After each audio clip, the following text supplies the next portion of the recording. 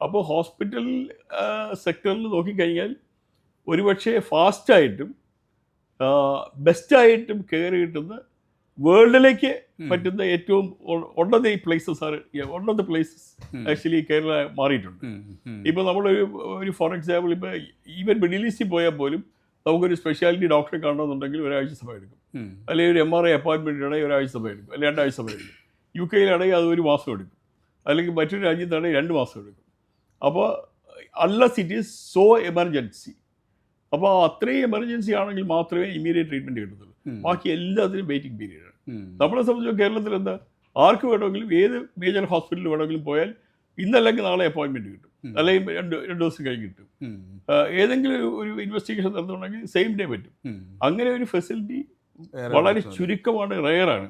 അപ്പോൾ അതിൻ്റെ പ്രാധാന്യമാണ് ഈ ഇൻവെസ്റ്റ്മെൻറ്റ് കൊണ്ട് ഉണ്ടാകുന്ന പോസിറ്റീവായിട്ടുള്ള തിങ്. പിന്നെ വേറെ കാര്യം എന്ന് പറഞ്ഞാൽ ഇൻഷുറൻസ് കവറേജാണ്. ഈ ഹെൽത്ത് കവറേജ് ലോകത്തെല്ലായിടത്തും ഇൻഷുറൻസ് കവറേജാണ്. അപ്പോൾ ആ treatment cost is not from them. അതിൻ്റെ ഒറിജിനൽ ഇൻവെസ്റ്റ്മെൻറ്റ് മാത്രമേ ഉള്ളൂ. ഇവിടെ കേരളത്തിൽ നമ്മൾ ഗവൺമെൻറ് തന്നെ ഇപ്പോൾ ഇൻഷുറൻസിലേക്ക് വന്നിട്ടുണ്ട്, because to protect the people. അപ്പോൾ അങ്ങനെയുള്ള ഇൻഷുറൻസ് ഫാമിലീസ് മുഴുവൻ ഇൻഷുറൻസ് വന്നു കഴിഞ്ഞാൽ ഇറ്റ് ഡസൻറ്റ് എഫക്ട്. എളുപ്പത്തിൽ സമ്പാദ്യം വളർത്താം. ഇന്ന് തന്നെ മൈഫിൻ TV ആപ്പ് ഡൗൺലോഡ് ചെയ്യൂ.